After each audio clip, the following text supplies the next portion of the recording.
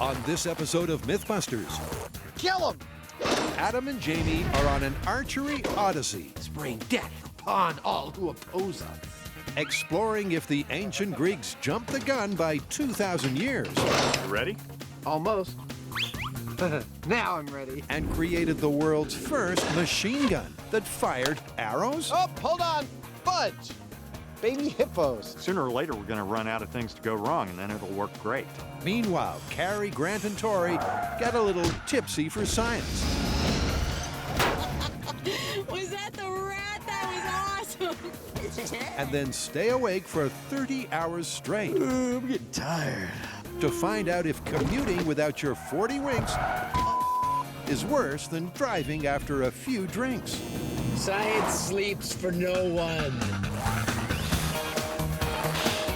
Who are the MythBusters? Adam Savage I'm alive, right? and Jamie Heineman. It's almost too exciting. Between them, more than 30 years of special effects experience. Joining them, Grant Imahara, Carrie Byron, We have the best job ever. and Tori Belleci. Let's torch this thing! They don't just tell the myths, they put them to the test.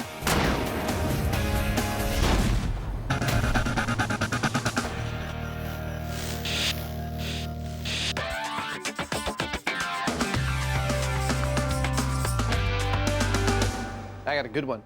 What? Arrow machine gun. You mean like a modern machine gun, but it shoots arrows? Yes, but far from modern. In fact, this design was built by Dionysus the Elder over 2,300 years ago, back when you were just a little tyke. I remember it like it was only yesterday. For the ancient Greeks, arrows were the weapon of choice. But did they create a contraption that could fire arrows like a machine gun? History says maybe, but the MythBusters have never trusted history. So what do we know about this device? Well, historical documentation suggests that this device could fire an arrow 200 yards or 600 feet and was incredibly accurate. What about rate of fire? Historians generally agree that it could fire about 5 arrows per minute. Construction? There are some notes about specific areas of its construction that we have to follow. You know what? This sounds like a really fun build. I thought so too. This build is tailor-made for the MythBusters because although the history books list its 3 mythical criteria, no physical trace of the actual machine has ever been found. But will it live up to its reputation or turn out to be a Trojan horse? The historical record is pretty sparse, really. It describes what amounts to an automatic crossbow that involves a crank, some sprockets, a chain, a spiral groove, and a drum that extracts arrows from a hopper and fires them until the hopper's empty. That's pretty much all we have to go with. But sketchy details don't deter our machine mavens. In fact, for this ancient engineering challenge, they prefer it. Now, given the time period, we can safely assume it would have been made out of wood, and we can also assume that they would want a stable platform to work off of, so the structure should be fairly large and substantial. Yep, and while Adam knocks the wood together, Jamie gets to work on the heart of this weapon, the bow. Well, the first question we need to answer is what propelled the arrows? We've decided to pick the simplest and most reliable option, which is a traditional heavy-duty recurve bow. Adam's finished the body of the build, and to top it off, he's added a sliding arm, the first part of the repeating mechanism. That's it. It's not bad.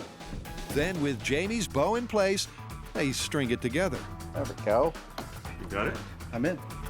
And now all Adam has to do is work out how their bow will fire, draw another arrow, and fire again. Here's the problem I've got to solve. My slide has to go forward 24 inches, grab the bowstring, pull it back, and release it at a certain point. And I think I've solved the mechanism. This double thickness of plywood represents the 2 thicknesses I've got at the top of my slide.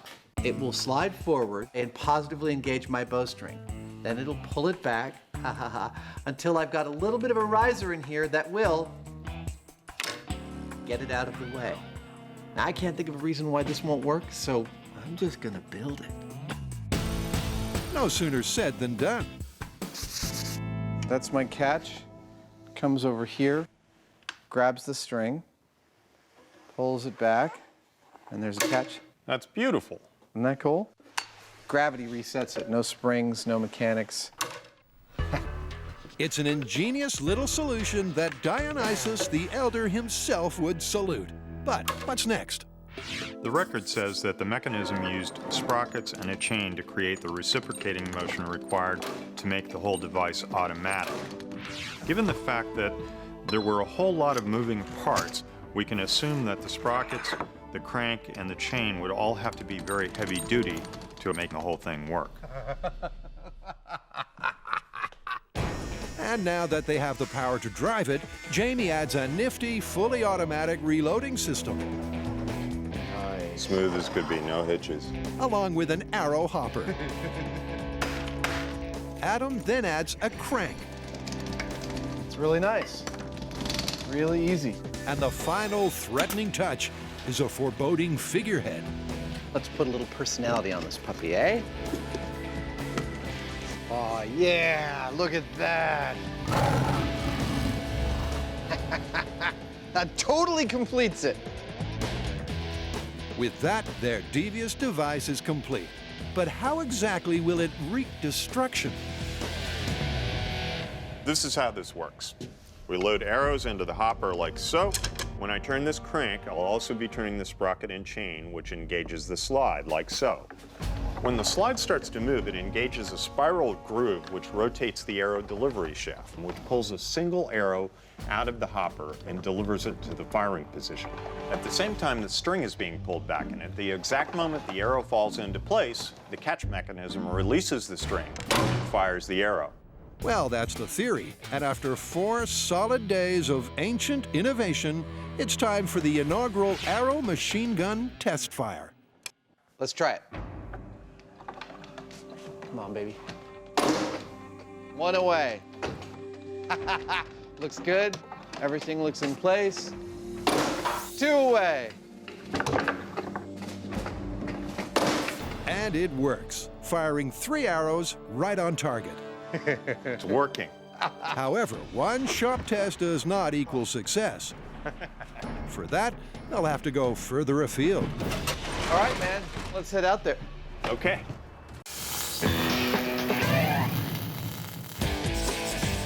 Next, there's no rest for the MythBusters.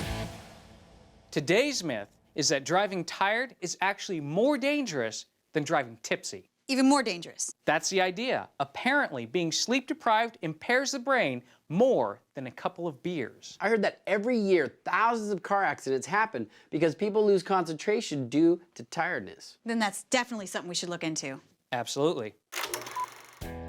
Drinking and driving is a dangerous combination.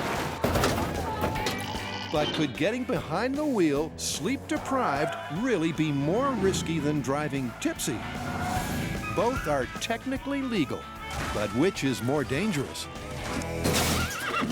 Okay, so we need to design a course with all sorts of obstacles and hazards and various challenges. First, drive it tipsy, say just under the legal limit, and then again, really, really tired, like we stay up for 24 hours. All right, well, one of us has to be the sober one, so why don't you two do all the drinking, staying up all night, and driving, and I'll figure out the course. All right, well, before we start testing, why don't we learn a little bit more about sleep? What are you gonna do, go take a nap? I need a little practice. Yep, before they hit the road, they want to know exactly why a lack of sleep could spell dangerous driving. We've come to the UCSF Sleep Disorder Center so that we can investigate the science of sleep. All right, Alex, we're ready for the sleep test.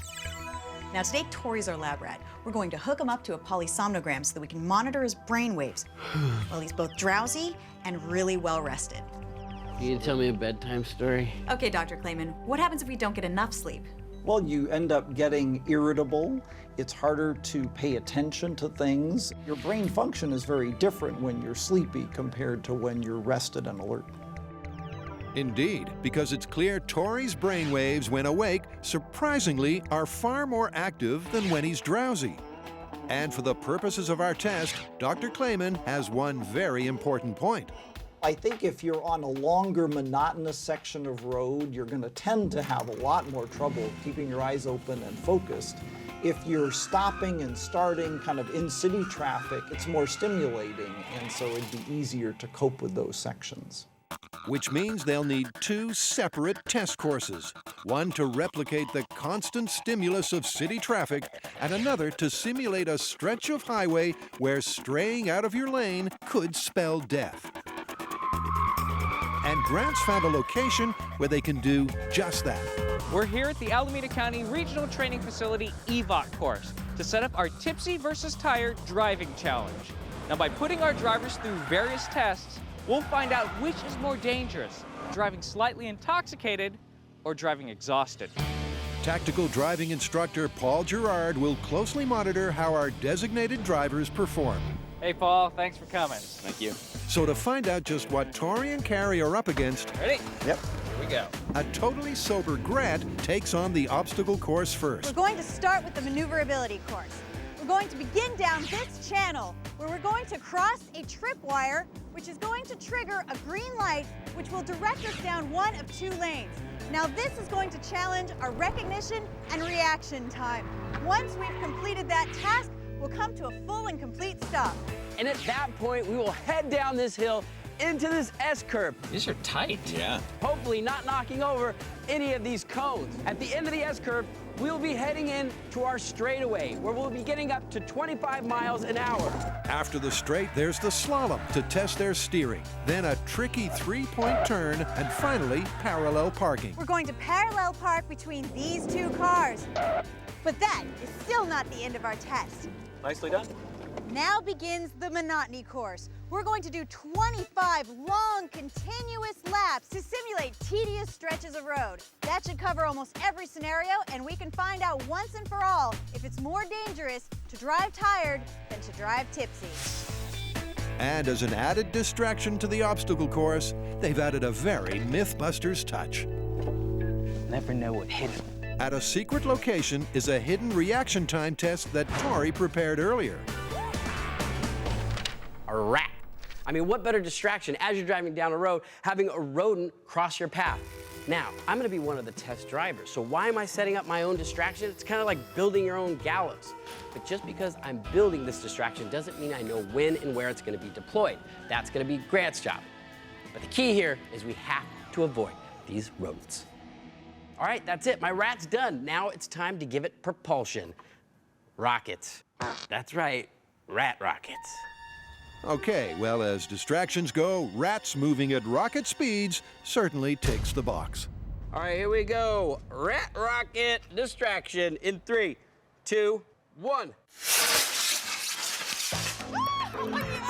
Eventually, with just the right amount of rocket, In 3, 2, 1. that will certainly rattle our drivers. I don't know, I think that looked like a pretty good speed to me.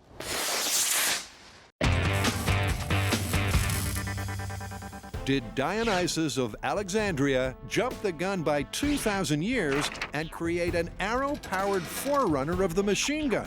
Or is this myth just historical hyperbole?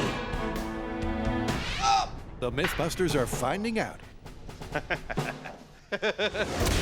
They've built their archaic archery prototype. But now to find out if it will fulfill its mythical criteria. And now spin clockwise. It's so hard to find good slaves. Up. Well, this guy's worked in the shop so far, but that's not good enough. Now we need a field test. So we've come out to a field. We've got a couple 100 yards of space between our arrow machine gun and an appropriate Roman temple in the distance. It's time now to figure out just how far and how fast this thing fires. This is the criteria by which we're going to judge our ancient arrow machine gun. It has to have a range of over 600 feet, and has to fire at least 5 rounds per minute, and it has to be able to hit a human-sized target. We're going to test its range first. If I had to hazard a prediction, honestly, I have no idea.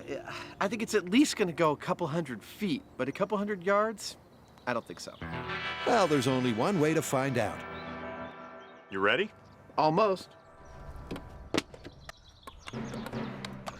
Now I'm ready. Nice hat. Thanks.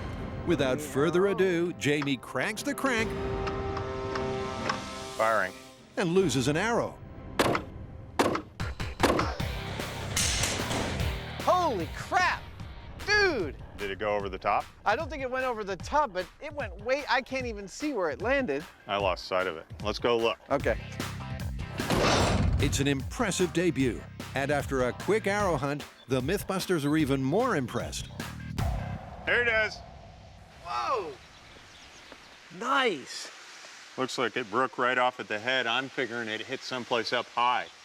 We are 230 yards from our machine gun. That is absolutely in the range of battle-ready material. Our arrow machine gun fired an arrow 690 feet, so it easily passed our distance test.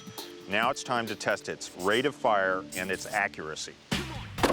That's the first mythical criteria more than matched by their marvelous machine.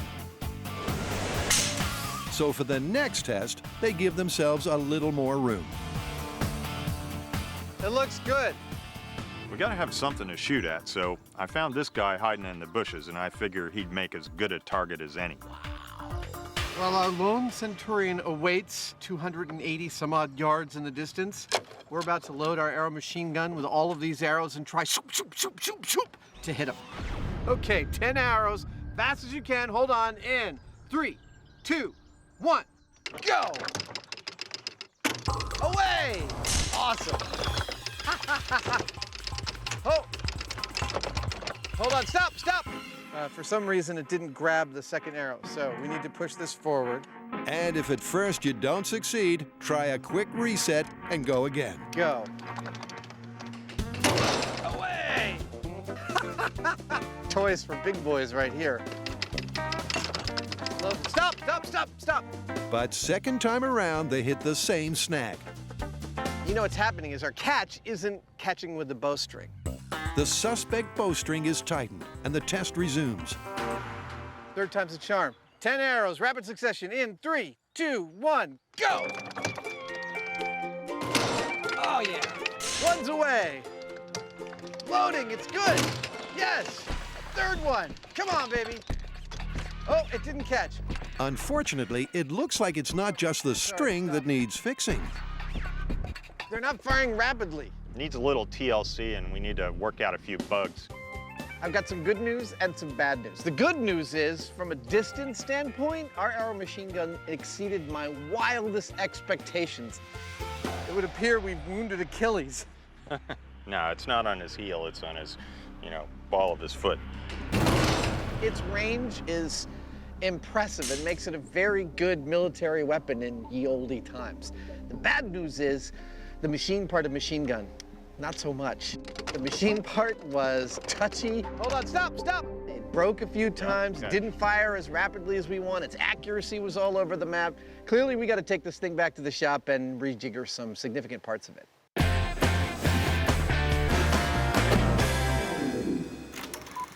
The MythBusters are taking a ride on the wild side. Finding out which is worse, driving exhausted or slightly inebriated. And they're starting with their tipsy baseline test, under proper supervision, of course. Deputy Nobrega, thank you so much for coming out and helping us. You're welcome. Now this is 45 milliliters of alcohol, and this is an average shot, and this is what we're gonna be using to get tipsy. Now remember, we're not trying to get drunk, we're trying to get tipsy, which means we need to be below the legal blood alcohol level, which is 0.08. Now a person my size, 170 pounds, I'm gonna need 3 of these within an hour to get tipsy. Now Carrie, she's a little bit lighter, she's gonna need 2 of these in an hour to get tipsy. But once we're at that point, then we're gonna start driving. We're doing this experiment completely under the supervision of the Sheriff's Department. We're in no way advocating drinking and driving, and in fact, we're using this tipsy driving test as the yardstick for dangerous, because this right here is as dangerous as anything we do on the show. It's dangerous, all right, and after her precisely allotted amount of alcohol, Carrie blows a .06 on the breathalyzer. Tipsy but not drunk. Perfect. Okay. All right, we'll score you from out here. And we'll be hiding behind the K-rails. Good idea. At just below the legal limit, a less than sober Carrie must negotiate the obstacle course at 15 miles per hour. Oh, there's a cone. Woohoo! 10 points. And it's clear from the beginning that the alcohol has affected her driving. Yep, got one on the corner there. She hits 2 cones within 30 seconds. and then executes a rodent hit and run. Was that the rat? That was awesome.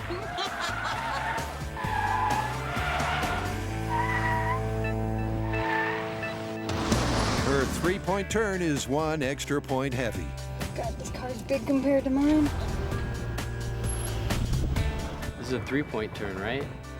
Okay. So you see her judgment there is a little slipping there. She couldn't quite figure out how much room she had when she turned around. And the final cone casualty comes on the parallel park. There's a lot of adding we're going to have to do here, guys. I think this is going to be interesting. Me too. Carrie made 7 mistakes on the obstacle course, earning 10 penalty points per error.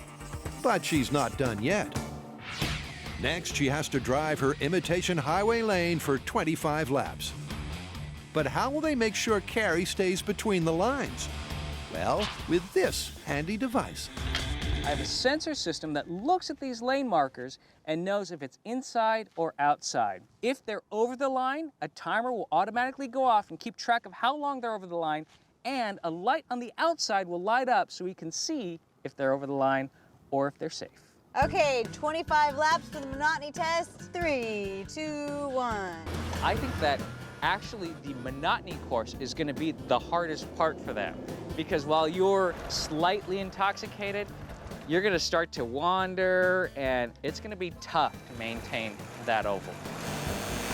One over here. Every time the car crosses the line, both Grant's device and the follow car record it. He left for a long time there. Keeping in line is proving difficult for Carrie. Oh, one over here. But eventually, after 25 laps, it's time to find out just how difficult. You're done. Stop. All right, so how did Carrie do? Well, on the monotonous driving course, she crossed the line or went out of the lane 104 times. What?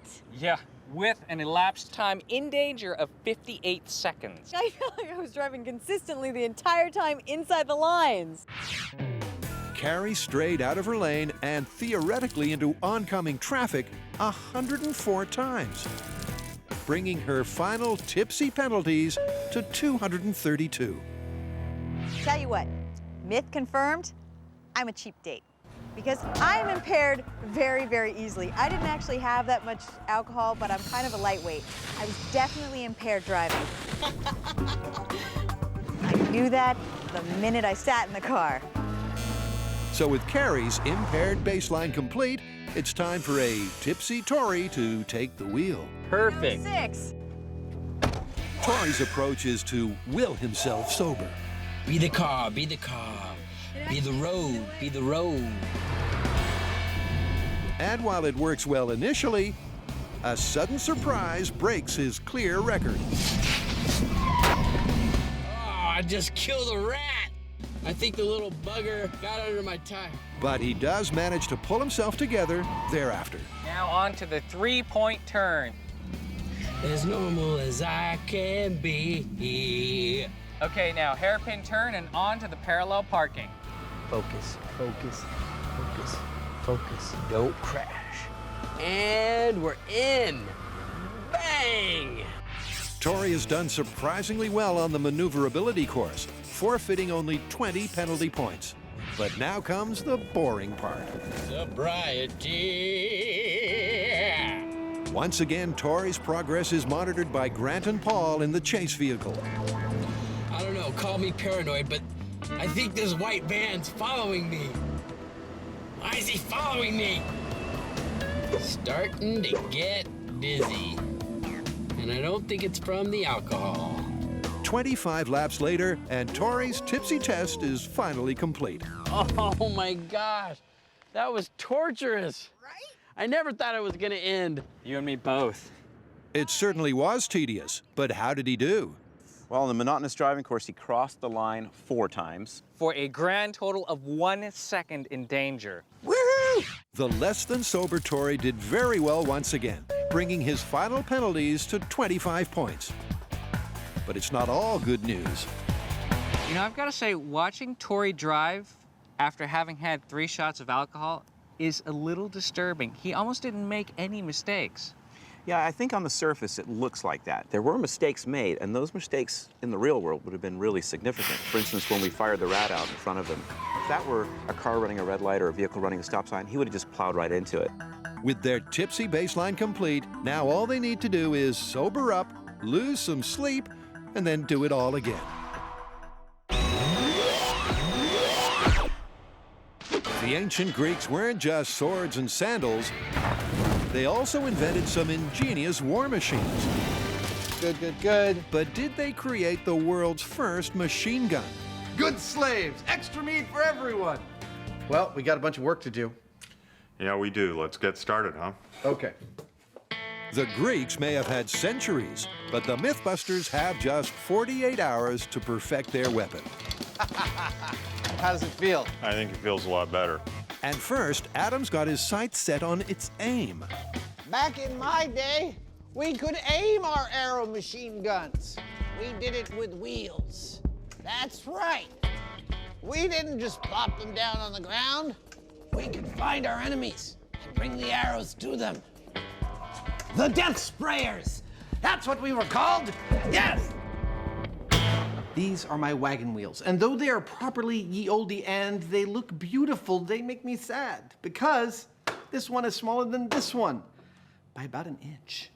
What am I gonna do about it? I'm gonna take some steel and wrap it around this wheel and weld it in place until this wheel is the same diameter as this one, and thus our arrow machine cannon will not be cattywampus. That will make me happy. Wheelwright Adam soon strikes the right balance. It's ready. The wheels are fitted to the machine, along with a giant lever to steer. That's not bad at all. Meanwhile, the Heinemann works on their reloading problem, spending the day ironing out kinks, adding the traditional lube, and cranking up the crank. That's much faster than I was doing yesterday. Can I get you a glass of water? That's a workout, that's for sure. Certainly is. And there's one more addition Adam's angling to make, an angle finder. Let's do a test fire. All right. How about at an angle that's probably going to give us a couple hundred yards of distance, about 15 degrees? Sure. Okay. Yep, and with their target in sight, Good. Jamie cranks up the tweaked machine. Good. You hit a nice close bullseye. Okay. Let's just see if it loads again. And to begin with, their changes are working like clockwork. Good. Another one.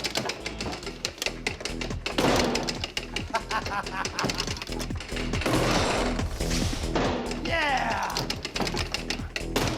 Oh, stop. Misfire. Until they run up against their old friend, the misfire.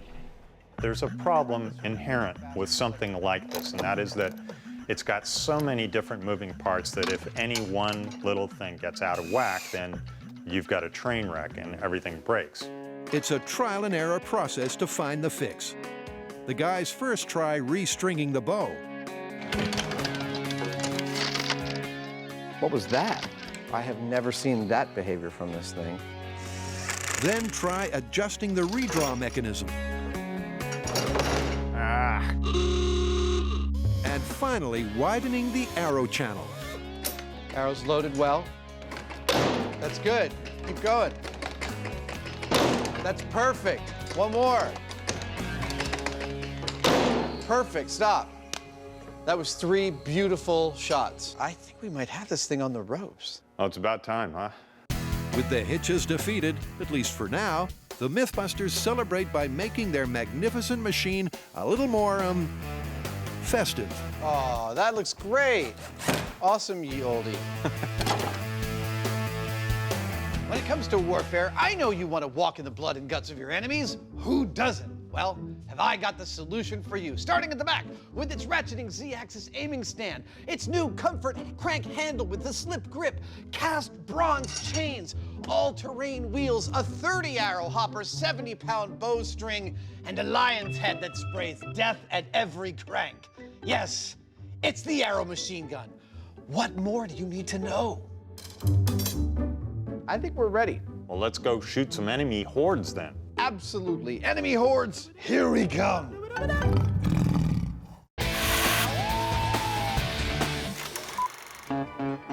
Sleep deprivation can be torture.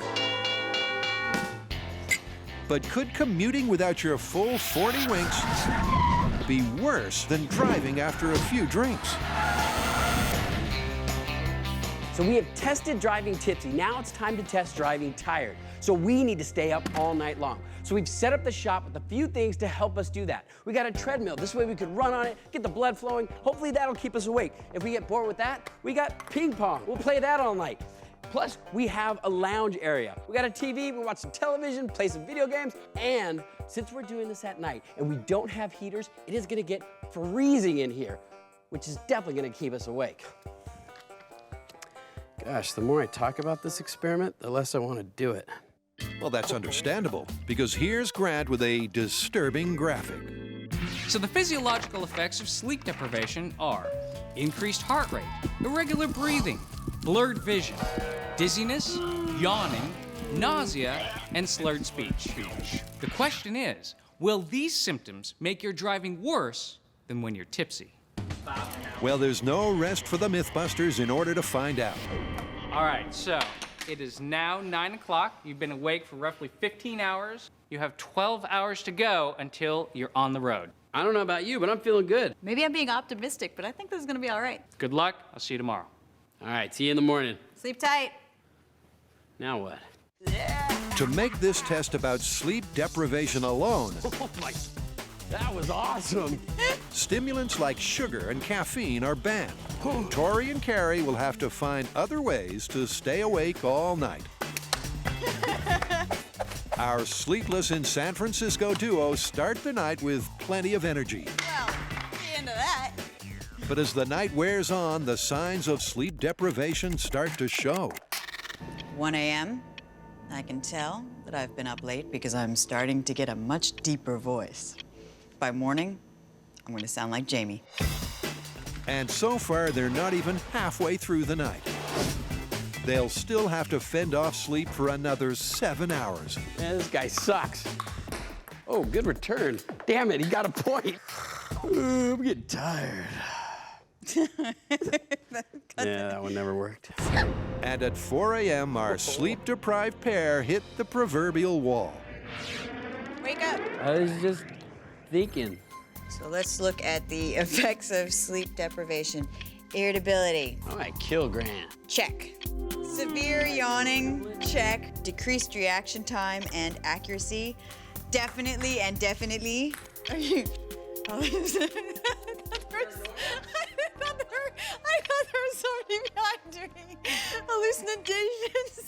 Hallucinations, check. I am so tired now. Suffering all the symptoms of sleeplessness, our deprived duo struggle through the early hours of the morning. It is 6 a.m. We have now been up 24 hours straight. I'm starting to see cross-eyed.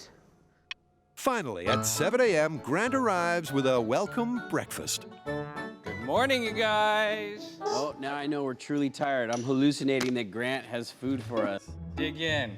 We're gonna saddle up in a little while, and then you guys are gonna hit the road and start driving.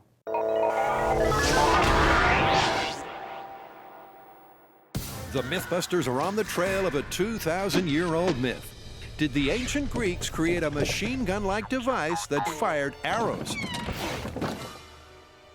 We've worked out the kinks, and our arrow machine gun is finally ready for testing. But what are we going to compare its performance to, both in terms of speed and accuracy? Clearly, we need a yardstick. This is our yardstick. Right now, Brady Ellison is the #1 archer in the United States. I figure that makes him a heck of a yardstick by which to judge the effectiveness of our arrow machine gun. Time for the Army to move out. The Mythbusters are taking on the 2 final criteria, but they're also adding another. Is the machine better than a bona fide archer? Because why bother if a human can do better? So Brady, I need you to take out all 5 of our soldiers as quickly as you can. Are you up for it? Sounds good. All right, let's do it. I know what you're saying. You're saying Mythbusters, our 3rd century BC counterparts, didn't possess equipment nearly as advanced as the one you're holding in your hand. How can you call that an accurate comparison to ye oldie bows? While this may look really fancy with all this stuff bolted to it that's shiny, the fact is, functionally, mechanically, It works effectively exactly the same as ye olde bow. So that's our story, and we're sticking to it. Okay, Brady, the enemies are at the gate. You may commence firing.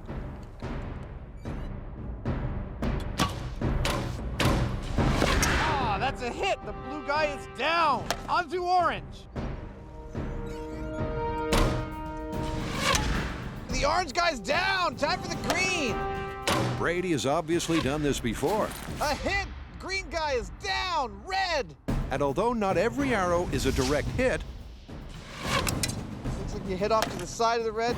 No, the red guy's not a hit. using his super modern bow, it doesn't take long to deflate the targets. Yellow is down. Red is the only one left. Yeah, that hit him. He's down. The red guy is down. You got them all. Nice work. That was 2 minutes. 11 arrows. 5 kills, 11 arrows, 2 minutes. Well, we got our mark that we got to beat.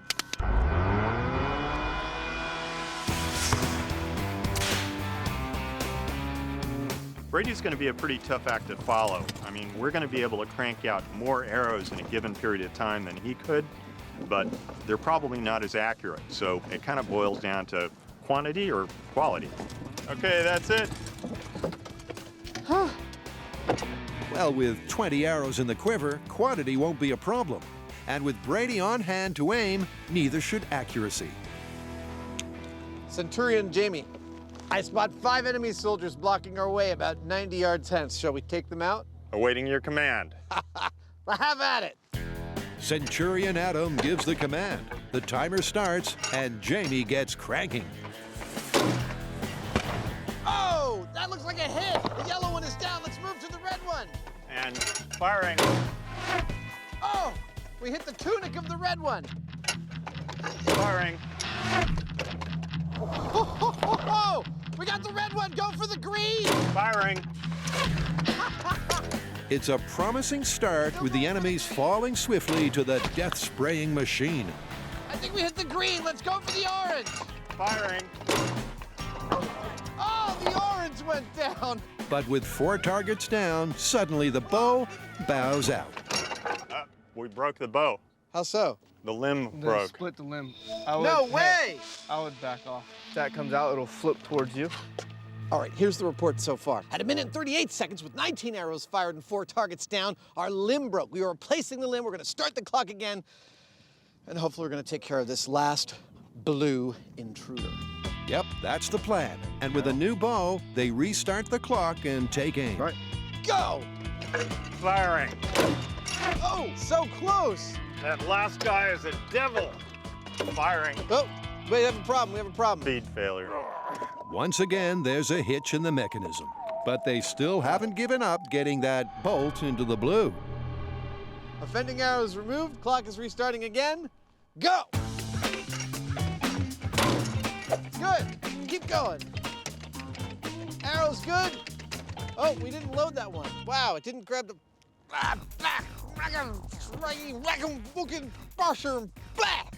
Fudge. Babies. Baby hippos. Let's start right up again. Yet another failure. Okay. But the MythBusters know a thing or two about persistence. Whew. It's a little high maintenance. That is, until the bowstring breaks under the strain. Miss string. We can't get that last dude. So far, just about everything that can go wrong has gone wrong. We've had misfires, missed triggers, we've had string problems. Sooner or later, we're going to run out of things to go wrong, and then it'll work great. Well, here's hoping, because the MythBusters aren't giving up on this one without a fight.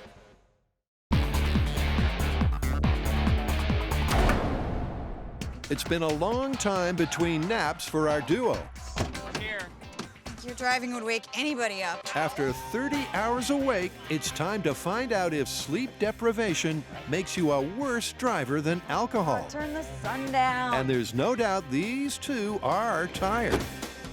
So Carrie and I have now been awake for over 30 hours. And let me tell you, my heart's racing, my breathing is irregular. You know that sound that the TV makes when it's just full of snow? That... I'm feeling sick, so I'm pretty sure my immune system is failing. I haven't started hallucinating yet, but I mean, the day's just begun. kind of the only thing going through my head right now. think I might kill a few cones today. Well, there's only one way to find out as our drowsy driver hits the road. Hit that one hard, too. As Carrie predicted, she has knocked down cones, but not as many as you'd think. Looking a lot more cautious, though. You see how slow she's going now? Yeah. In contrast to her tipsy test, Carrie is driving very carefully and maintaining the 15-mile-per-hour speed limit. Yeah, she's kind of like a different driver now. Very different. This time around, she even reacts to and avoids the rocket rat. Whoa. And although she executes another 4-point turn, her parallel parking is better. Wow, that was really good. On the obstacle course, Carrie did slightly better driving sleep-deprived than tipsy. But will she do as well with the monotony test? All right, this is tipsy versus tired monotony course. Go. A weary Carrie is finding the test such a yawn, it's hard for her to stay awake. Cross. Oh, way over. Over on the left. And every time she slips towards sleep, well, let's just say the line monitoring device has its work cut out. This has got to be like lap 100. Eventually, Carrie has run the rings, and it's all over for her tired test. That's it for driving tired. Good job, Carrie. I had no idea how difficult it was going to be to drive tired. You know, I knew my reaction time would be a little slow, and it is, but I didn't really factor in things like yawning. Yawning squinches up your eyes start to water, and out of the corner of my eyes, cones would be moving. I mean, it was a crazy, crazy experience. Crazy. But before we get to her final results, it's Tori's turn. All I want to do is go to bed right now. Compared to his relatively mistake-free run last time, he's making far more errors. Oh, we hit one of the cones there. That's a confirmed hit. Once again, he mows down his rodent distraction. And on the slalom, even though he slows right down, There's no tire noise or anything. He's just kind of creeping through the whole thing. his steering suffers. He aces his 3-point turn, and then it's on to Parallel parking without crashing into these sheriff's cars. In contrast to Carrie, Tori was penalized 50 points, more than double his tipsy tally. But will his fatigue affect his driving on the stimulus-free circuit? All right, here we go. In the beginning, Tori is alert and driving well. Science sleeps for no one. Oh, he snuck through there, didn't he? Yeah. That was clean. It was clean.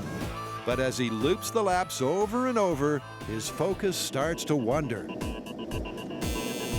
Oops, oh, nodded off there for a second. Yep, just like Carrie, Whoa. Tori's tiny naps are forcing him across the line. And it's a pattern that's repeating. The straightaways that give you that bit of time to relax, not worry about a turn, and that's when you doze off. Eventually, after completing 25 laps, he can stop driving in circles. Yeah! Dang, that was rough. It was rough, but how much did the monotony get to our tired twosome? I mean, you guys are plainly very tired right now. From 1 minute over the lines before to being over 5 minutes over the line, and you being 1 second over the line to suddenly being over 2 minutes over the line. Wow. It's a shocking result, but it's clear that both Tori and Carrie made more errors driving tired, particularly when it came to monotony. Carrie was 3 times worse, and Tori almost 10. So it's looking like myth confirmed. It's confirmed. Not only is driving tired as bad as driving tipsy, it's worse. Now, being tipsy is borderline illegal. It's incredibly dangerous. What we found is that being tired is even more dangerous than that. So if you have to take a break, if you have to pull over to the side of the road and take a nap, that's what you should do. Because otherwise, you're putting yourself and everyone else at risk.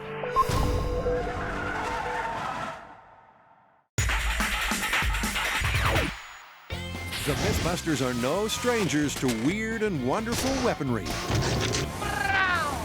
but most never lived up to their deadly mythology. I'm standing right in it, and I'm not dead yet. And after 3 aborted attempts at mowing down a 5-man Roman regiment, it's looking like the arrow machine gun could be joining their ranks. Fudge! Babies! Baby hippos. But undeterred, the MythBusters soldier on. Ready to try this thing again?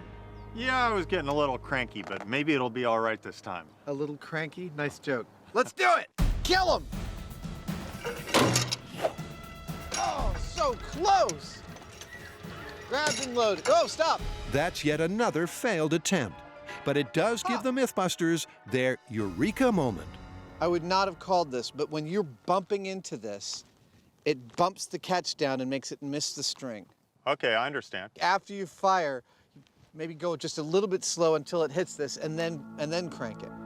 Could the problems all be down to just a cranky crank? Loaded and grabbed, it's good. Well, to find out, they start the timer once again. It's away! That's a hit! Move on to the next one. Loaded and grabbed. Oh, good hit on the red guy.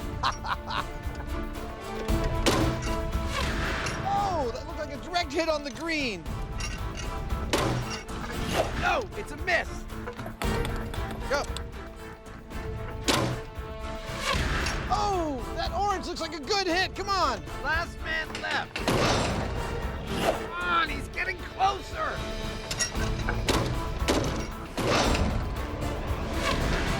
We hit the blue! The blue is dead! Ah! I'm gonna go eat something that was living. The MythBusters are finally triumphant, and they have their dead dummies to prove it. We hit the blue! 15 arrows, 5 guys down. How long did that take? 1 minute, 50 seconds. 1 minute, 50 seconds. Nice. Nice work. Excellent aiming. 1, 2, 3, 4, 5 warriors, ancient warriors with an inflated sense of self-worth. Their cheap lives stolen by the 15 bolts of death that sprayed in under 2 minutes from our tiger's mouth. I, for one, am pretty pleased. Our ancient arrow machine gun killed all 5 of our soldiers in 1 minute 50 seconds using 15 arrows. Now, our stated goal was 5 arrows per minute as per the historical record, and we were firing at a rate of 8 arrows per minute. Not only that, we were able to complete the task quicker than our archer. That's pretty good. So, what's the verdict on their little tiger here? Well, we exceeded all our design specifications. Absolutely. Our range was fantastic, our accuracy was stunning, and our rate of fire was higher than anyone surmised. I think we got to call this one plausible. Plausible it is. So I swear, man, if we are ever invaded by an army of blow-up dolls, we are ready!